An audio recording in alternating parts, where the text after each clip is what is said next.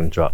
今日はですね、ハイキングの魅力を再発見というお話をしていきたいと思います。一旦ね、ハイキング始め、どんどんみんなレベルアップしていくことするんですよ。もっと難しいハイキングやったり、長いハイキングやったり、なんか雪山始めたりとか、テント泊ね、やったりとか、それ素晴らしいんですけれども、改めてね、初心に戻るというか、初めに一番最初に登ったエリア、もう一回登ってみると、実はもっと発見があるっていう話だと思っていて、丹沢山っていうね、神奈川県のエリア、非常にね、産地として初心者のハイキングね、すごく有名でいいんですけれども、特にね、表米って場所あるんですけれども、そこはね、アクセスが良くてね、本当に人多いんですよ。でね、みんな最初はそこ登るんですけれども、レベルアップしてくるとね、だんだんそこから登らなくなってきちゃうことも結構ね、あるんじゃないかと思うんですけども、それとは別に、新たに再発見をしていくっていうことをしていければいいというふうに思ってますね。で、表から登るっていう方向性もあるんですけれども、表があれば裏もあるということで、ちょっとアクセスの悪いですね、裏側から登ったらどうなるかっていうところの話をしていきたいと思います。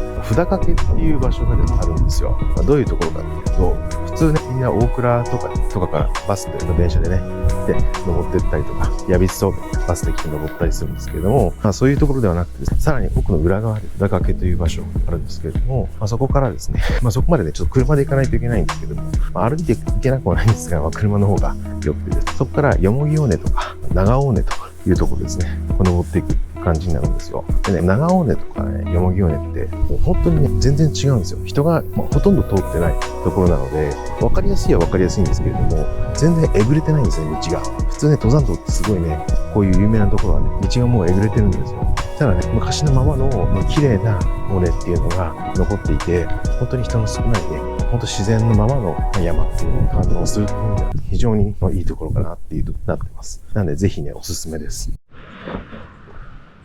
いや、この辺からね、登山口に入っていく感じですね。札掛の家。札掛の家、天井高いな。かなり天井高いな。すごいな。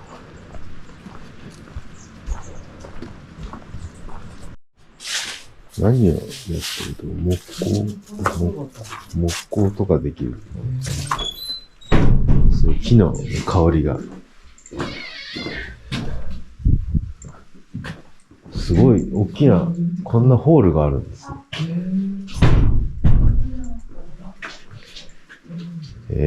ここで3人制できるんですか？泊まれる場所みたいですね。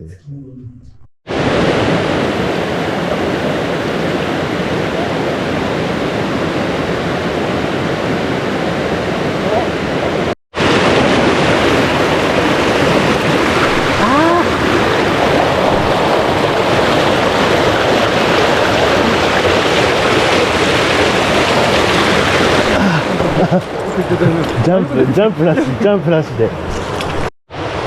ピンクテープがありますね。はい。この尾根の上にね、上がります。急ですね。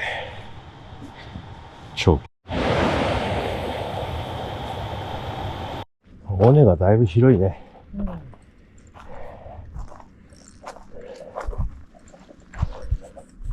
広い尾根続いてますね。大倉尾根も昔はこんな感じあったんでしょうね。階段とかでね、よく前は。よもぎ平ですかね。大きな広場。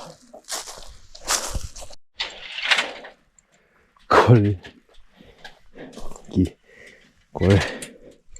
意外になってる。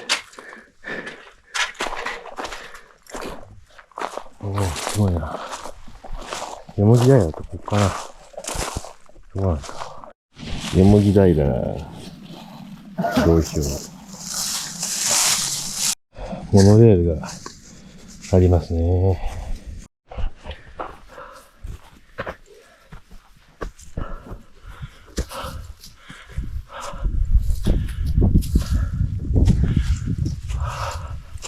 登山道に出た。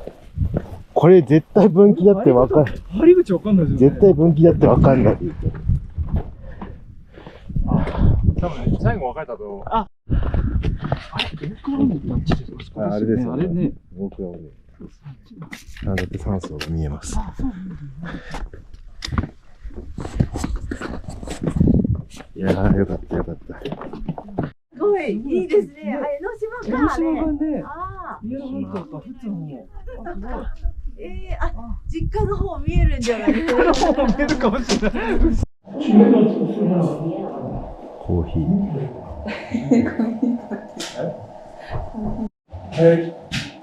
じゃあ。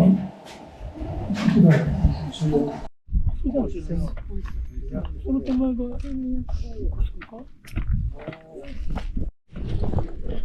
昨日大変だったじゃないですか。昨日は、いや、午後になるとね、ちょっと、雲が出てましたけど。でね、それだけじゃなくてね、丹沢のこの有名エリアをもう一回再発見するっていう意味では、あれなんですよ。結構ね、クライミングの練習する場所がね、ちょっとあったりするんですよ。例えばね、水無川っていう大倉尾根の下にあるんですけれども、そこの川のね、もみそらす沢っていう沢があるんですけれども、そこの手前にね、天水岩っていう岩があるんですよ。この岩がね、クライミング練習ができるので、ちょっとね、クライミング始める方とか、ちょっといいようなビギナーレベルの岩になっていて、ここで練習したり、アイゼンで岩を登る練習とかいうのも結構使えたりというのがあったりしますね。で、またクライミングって練習って意味では、山岳スポーツセンターっていうのが大倉にあるので、そこでね、練習したりこともできるんですけども、懸垂岩っていうのもね、結構おすすめだったりはします。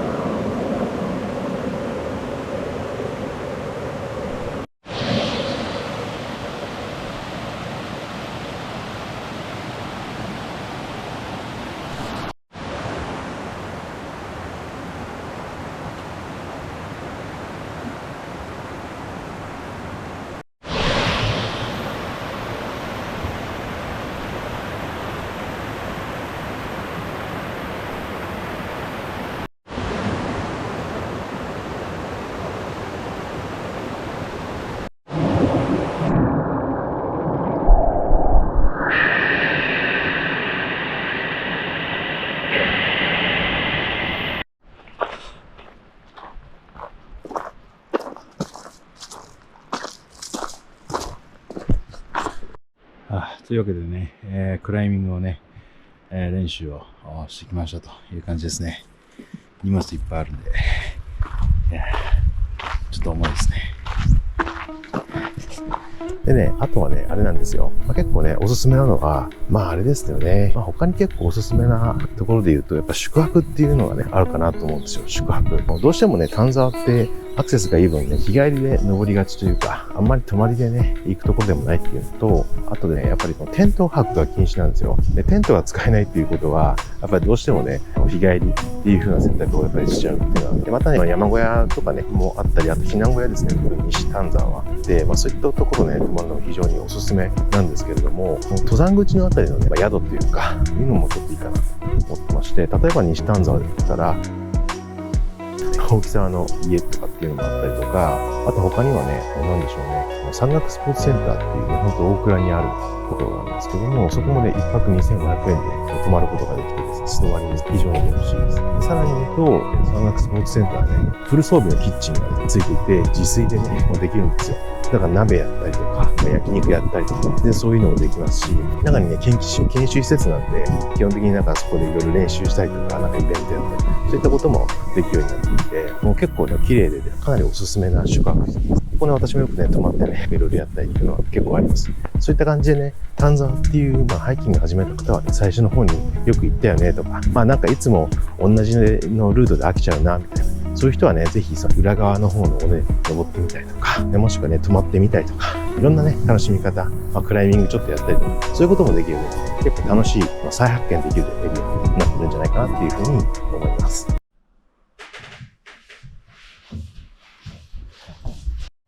今日はね、山岳スポーツセンターに泊まります。ここね、1泊2500円です。1人分。素泊まり。寝具付きですね。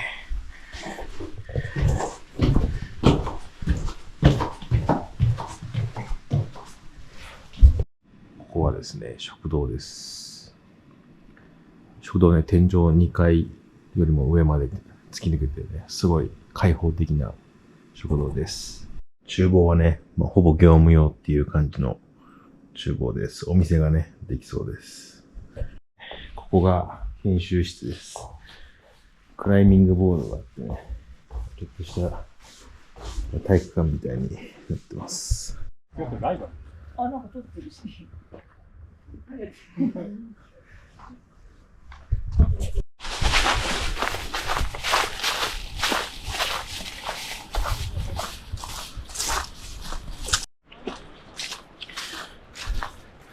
山の神神社っていうね、ところで、まあね、この辺の登山のね、エリアとしてはまあ、シンプルに山神社になってますね。おはようございます。ね、昨日ね、こちらに泊して、今ね、今日はちょっとハイキングということでね、バリエーション的な尾根に、バリエーションじゃないのかな、行ってみようと思います。この施設はね、長野県が運営してるんですよね。